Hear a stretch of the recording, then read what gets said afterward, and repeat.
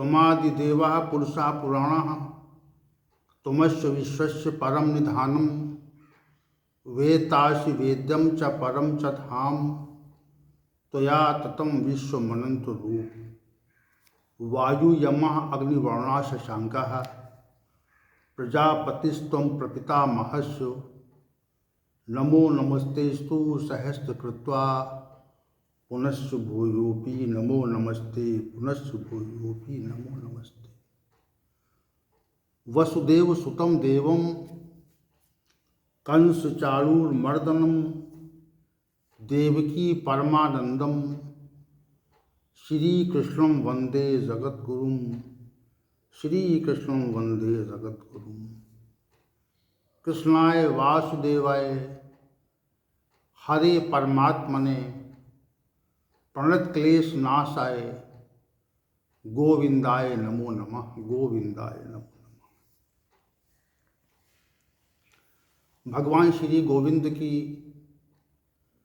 असीम और अतिशय कृपा से ये गीता ज्ञान का जो सत्र है वह हम सभी लोगों के गीता ज्ञान के प्रेमियों जिज्ञासुओं के लिए नित्य निरंतर चल रहा है और इसकी अविरल गति नित्य बनी हुई है। इसमें भगवान श्री गोविंद का विशेष सहयोग है। वह अव्यक्त होकर भी हम सभी को व्यक्त स्वरूप में इसके लिए प्रेरणा दे रहे हैं और अपना वांछित सहयोग कर रहे हैं। हम जिसकी आशा नहीं करते हैं वह भी कार्य उस परमात्मा की कृपा से हो रहा है और हम जो कहना चाहते हैं वह और जो हम कुछ कह रहे हैं तो वह उसके आश्रय से उसके सहयोग से कह रहे हैं। जैसे विचारों में आते हैं, हमारे विचारों में उनका प्रकटीकरण होता है। इसका स्पष्ट आभास होता है कि हम उस तथ्य को कहने में अपने को असमर्थ पाते हैं। किसी तथ्य की व्याख्या में जब हम अपने को असमर्थ पाते हैं तो उनकी जो समर्थता है, समर्थता रूपी जो शक्ति है वह विशेष रूप से उद्भवित होती है और विचारों का प्रवाह स्वतः ही चलने लगता है। अब यहाँ पर एक तथ्य और कहना चाहेंगे हम कि देखिए, भगवत गीता की व्याख्या तो बहुत से लोग कर रहे हैं। वर्तमान समय में जो वैदिक सनातन धर्म के अतिरिक्त भी, जैसे जैन संप्रदाय, जैन मत के लोग हैं या आर्य समाज के जो महानुभाव विद्वान जन हैं, वह भी भगवत गीता से प्रेरणा ले रहे हैं और वो भी व्याख्या कर रहे हैं। लेकिन अब वैदिक सनातन धर्म का जो अनुयायी है या हम लोग हैं या अन्य भी मतों के लोग, इनका नाम क्या लिया जाए, तो असंख्य मत हो गए यहाँ पर। तो वर्तमान समय में तो इतने मत उद्भवित हो गए हैं कि वो उसमें विनिश्चय करना ही कठिन हो गया है। लेकिन हम लोग तो पूरी तरह से वैदिक सनातन धर्म के अनुयायी हैं। तो अन्य मतों के लोग भी जो विद्वान महानुभाव हैं वे सब भी इससे प्रेरणा लेके इसकी व्याख्या कर रहे हैं और इसमें जो है, इसमें वे कुछ ज्ञान खोजते हैं। और ये जब व्याख्या तो हम तभी करते हैं या उस किसी ग्रंथ को हम तभी पढ़ना चाहते हैं जब हमारे मन में ये बात होती है कि इसमें कुछ है, हमारे लिए कुछ उपयोगी है, लाभकारी है, लाभप्रद है। वैसे कहाँ व्याख्या करते हैं? वैसे किसी वस्तु को या किसी व्यक्ति को या किसी ज्ञान को तभी हम लेते हैं जब हम ये विनिश्चित कर लेते हैं कि इसमें कुछ हमें कुछ मिलने वाला है। तो अन्य मतों के जो विद्वान पुरुष हैं, जो जिनको पर्याप्त ज्ञान है शास्त्रों का, वो भी व्याख्या कर रहे हैं भगवत गीता की। लेकिन इनमें दोनों में अंतर है। एक जो व्याख्या होती है वह भगवान श्री गोविंद के आश्रय से होती है, और दूसरी व्याख्या होती है वो अपनी बुद्धि से होती है। तो अब इसमें हम अपनी बुद्धि कितनी लगाते हैं? हम स्वयं को बुद्धिमान मानकर भगवत गीता की जो व्याख्या करते हैं, वह उसकी जो सीमा है वह हमारी बुद्धि की जानकारी की सीमा के अंतर्गत रहती है, और जो श्री भगवान गोविंद के आश्रय से होती है तो वह भगवान श्री गोविंद की बुद्धि के अनुसार होती है। अब इसका स्पष्ट सहज अनुमान लगा लें कि भगवत गीता की जो व्याख्या है, जो अन्य मतों के लोग कर रहे हैं, ये बहुत उचित चीज़ तथ्य है, कर तो रहे हैं, उसके ज्ञान का प्रचार प्रसार तो कर रहे हैं, उसमें से कुछ तो जल ले रहे हैं। इस अथाह समुद्र से वे कुछ जल तो ग्रहण कर रहे हैं और उसको ग्रहणीय मान रहे हैं कि ग्रहण करने योग्य है ये, तभी तो व्याख्या कर रहे हैं उसकी। लेकिन जहाँ पर श्री भगवान गोविंद का आश्रय नहीं होता है, व्याख्या में जब तक श्री भगवान गोविंद का आश्रय नहीं होता है, तब तक मनुष्य अपनी बुद्धि और शास्त्रों के अध्ययन की दृष्टि से उसकी व्याख्या करता है। वो तो वहाँ पर बुद्धि की, चूँकि हमारी बुद्धि का जो ज्ञान है, मनुष्य की बुद्धि की जो ज्ञान है, उसकी सीमा है, और जो परमात्मिक बुद्धि का जो ज्ञान है, वह ज्ञान जो है वह असीमित है। तो अन्य लोग व्याख्या कर रहे हैं तो उचित बात है, लेकिन हम जो कुछ कहना चाह रहे हैं, या हम इसके बारे में, भगवत गीता के बारे में जो बताना चाह रहे हैं, उसमें हमारा बुद्धि का कोई श्रम नहीं है, हमारी बुद्धि की कोई चेष्टा नहीं है। भगवान श्री गोविंद के आश्रय से हम कुछ कह रहे हैं, हमारा इसमें कोई कर्तापन का भाव नहीं है, हमारा कर्तव्य है, उसको पूरा कर रहे हैं। लेकिन ये जो भगवत गीता ज्ञान का जो की व्याख्या का जो कर्तव्य है, वह भगवान श्री गोविंद के आश्रय से है। वो जो विचार देते हैं उसको हम कह देते हैं। जैसे कोई संदेशवाहक है तो जो मूल सत्ता होती है, मूल पद पर प्रतिष्ठित व्यक्ति होता है, वह अपना संदेश देता है। तो जो संदेशवाहक है वो लोगों तक उस संदेश को पहुंचा देता है। तो वैसा ही हमारा भी प्रयास है, हम सब भगवान श्री गोविंद के आश्रय से ही इस संपूर्ण गीता प्रवचन की एक श्रृंखला को उत्पन्न करने का प्रयास कर रहे हैं, और वैसे ही जैसी श्री भगवान की आज्ञा होगी वैसे ही कार्य होगा। तो हम सभी आज के सत्र में श्लोक संख्या 17 के पूर्वार्ध अंश के शेष भाग तमसा परमुच्यते पर चर्चा करेंगे, क्योंकि कल की चर्चा ज्योतिषामपि तज्ज्योति पर आधारित थी। उसके बाद में, उसके पश्चात में जो शेष भाग बचा हुआ है, तमसा परमुच्यते, वह अंधकार से भी, तमसा मतलब मान्यता अंधकार, अंधकार से भी अत्यंत परे कहा जाता है। वह जो परब्रह्म परमात्मा है वह अंधकार से भी अत्यंत परे कहा जाता है।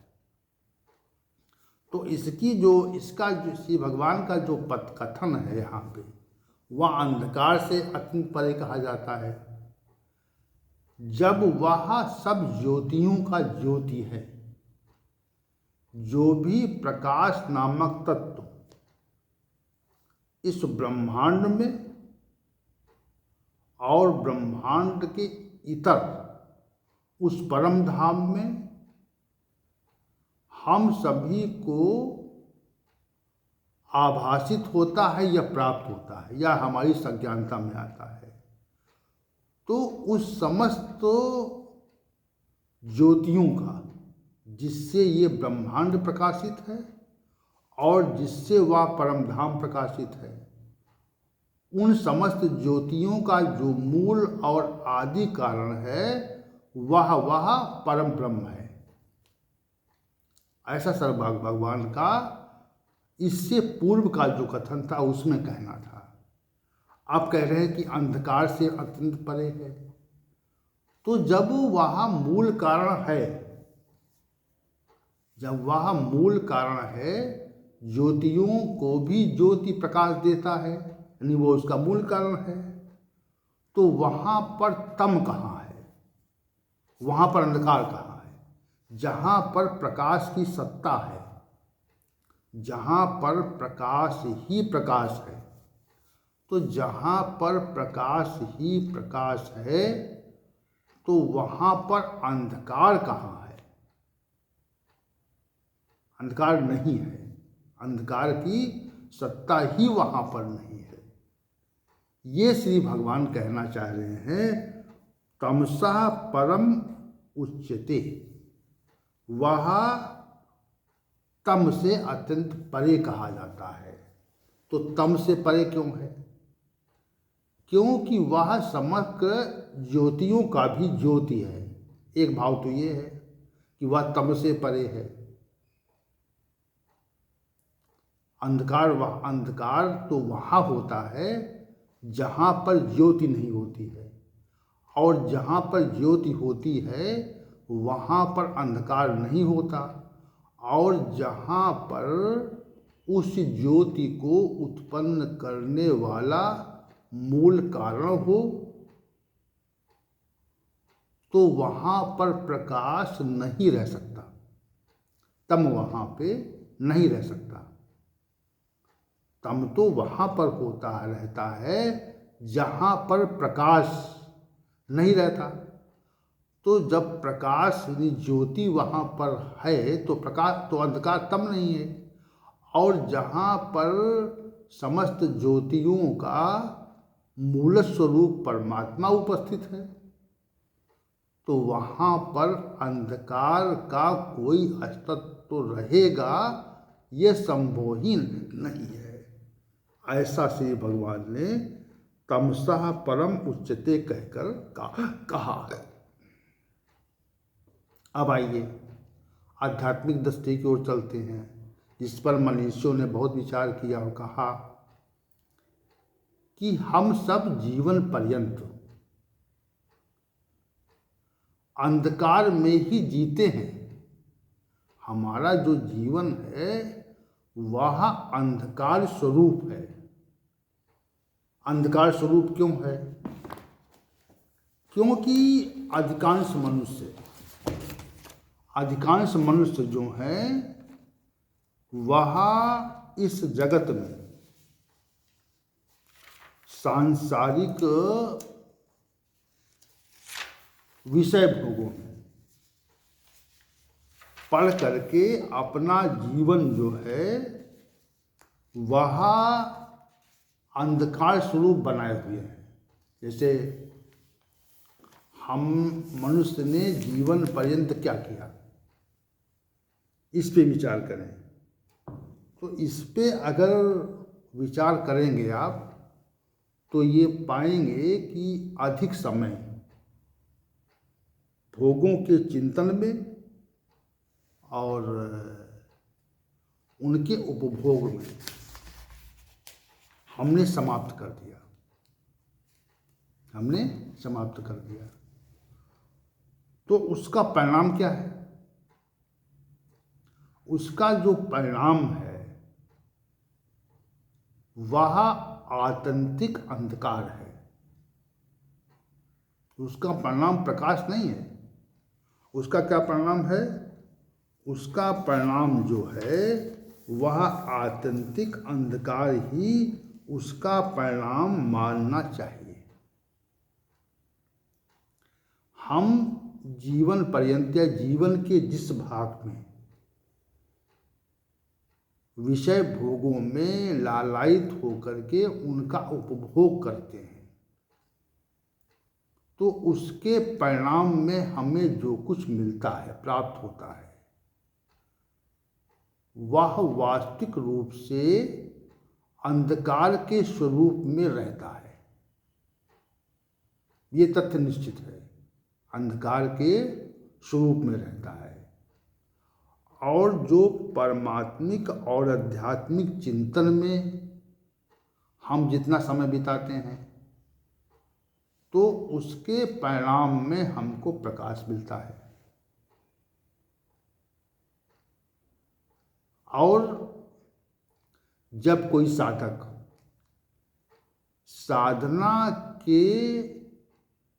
साधना में संलग्न होकर के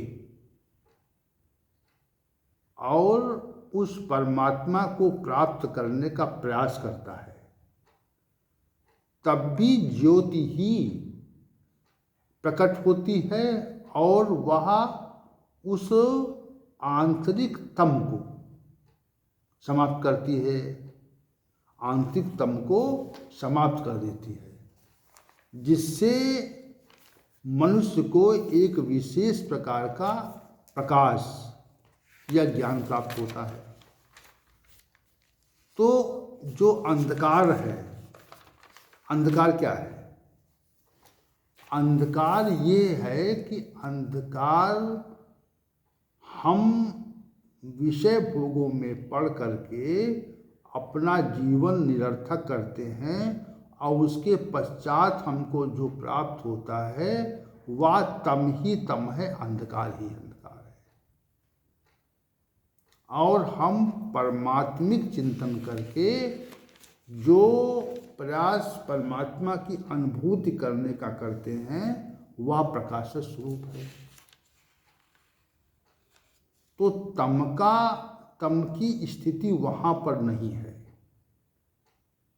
जहाँ पर परब्रह्म का प्रकाश है वहाँ पर तम नहीं है। वहाँ क्या है? वहाँ प्रकाश ही प्रकाश है। श्री भगवान ने कहा, एक प्रकरण उठाते हैं तम के बारे में, मच्चित्ता मतगत प्राणा बोधयंता परस्परम कथयंतश्च माम नित्यम तुष्यन्ति च रमन्ति च। जो भक्त मेरे में चित्त को लगा देते हैं और जो भक्त मेरे में मेरी साधना में अपने प्राणों की भी आहुति दे देते हैं, और जो दो भक्त या कई भक्त आपस में मेरे ही स्वरूप, प्रभाव, गुण, माहात्म्य आदि की चर्चा करते हैं और इस चर्चा से वे संतुष्ट होते हैं और नित्य उस चर्चा में ही रमण करते हैं। तेषां सतति युक्तानां भजतां प्रीतिपूर्वकं ददामि बुद्धि योगम तम एन माम उपयांति ते। उन निरंतर मेरे में संलग्न हुए और प्रीतिपूर्वक भजने वाले भक्तों को मैं एक प्रकार का बुद्धि योग दे देता हूँ, जिससे वे मेरे को प्राप्त कर लेते हैं और मेरा साक्षात्कार कर लेते हैं। तेषाम एव अनुकंपार्थम अहम अज्ञानजम तमः नास्यामि आत्मभावस्थः ज्ञानदीपेन भास्वता। और उनके ऊपर अनुकंपा करने के लिए मैं उनके अंतःकरण में स्थित होकर मैं स्वयं ही उनके अज्ञान से उत्पन्न होने वाले तम, देखिए तम यहाँ पे दिखाया है, तम यानी अंधकार को भास्वता उस ज्ञान रूपी दीपक के द्वारा प्रकाशित करके उस अंधकार को नष्ट कर देता हूँ। तो अंधकार को नष्ट करने वाली बात यहाँ पर भी श्री भगवान ने अध्याय 2 के 9, 10 और 11वें श्लोक में भी कही है, अंधकार को समाप्त करने की। तो चूंकि वो प्रकाशमय है, वह ज्योतियों का भी ज्योति है, इसलिए श्री भगवान ने ये कहा कि तमसा परम उच्यते। जो वस्तु प्रकाशमय होगी ज्योति स्वरूप होगी, वह ही अन्य लोगों को अन्य स्थल पर, अन्य स्थान पर प्रकाश दे सकती है। जिस सत्ता में प्रकाश, जो सत्ता स्वयं प्रकाशित होगी, जो सत्ता स्वयं प्रकाशित होगी, वह सत्ता ही इस जगत में अन्य लोगों को प्रकाशित कर सकती है। और जो सत्ता स्वयं प्रकाशित नहीं है, तो वह सत्ता भी अन्य लोगों को प्रकाशित नहीं कर सकती। तो जो तमसा परम उच्चते कहा है कि तम से जो है वह अत्यंत परे है। तम से, अंधकार से परब्रह्म अत्यंत परे है। क्यों कहा? इसलिए कहा कि वहाँ पर अंधकार की सत्ता नहीं रह सकती जहाँ पर परब्रह्म है। एक भाव। दूसरा भाव हो गया। अब तीसरा भाव जो मनीषी लोग लगाते हैं, वह ये लगाते हैं कि ये जो समग्र विश्व है, ये है श्री भगवान की या परमात्मा की जो रचनात्मक शक्ति है, प्रकृति है, जिसे माया भी कहते हैं। प्रकृति और माया एक ही स्वरूप कहा जाता है कि एक ही स्वरूप है। प्रकृति ही माया है, माया ही प्रकृति है। जिसने इस समस्त जगत को उद्भवित किया है, रचना की है, वही इस जगत में ऐसी रचना करके ऐसी वस्तुएं उत्पन्न कर देती है जो मनुष्य के लिए आकर्षण का हेतु बन जाती हैं और उसके जीवन में अंधकार उत्पन्न कर देती हैं।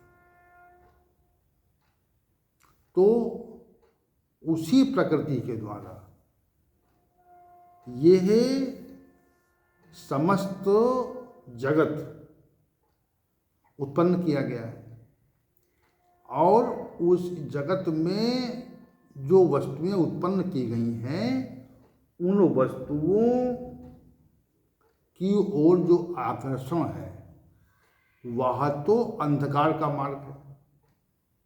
यानी माया का जो कार्य है, माया का जितना भी कार्य इस जगत में है, उस कार्य में संलग्नता और उसमें आसक्ति, ये तो अंधकार है। और उससे माया के कार्य से अपने को अनासक्त कर लेना और उससे निवृत्त हो जाना, ये प्रकाश है। तो जो माया नामक तत्व है, जिसको प्रकृति कहा जाता है, जिसने इस समस्त जगत को बनाया है, जिसने रचना की है समस्त जगत की, तो वह जो है वास्तविक रूप से अंधकार उत्पन्न करती है। लेकिन उस सत्ता से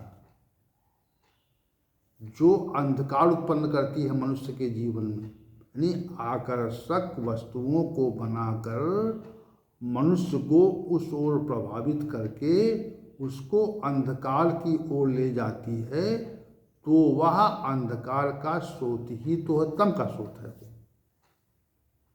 परमात्मा प्रकाश का स्रोत है।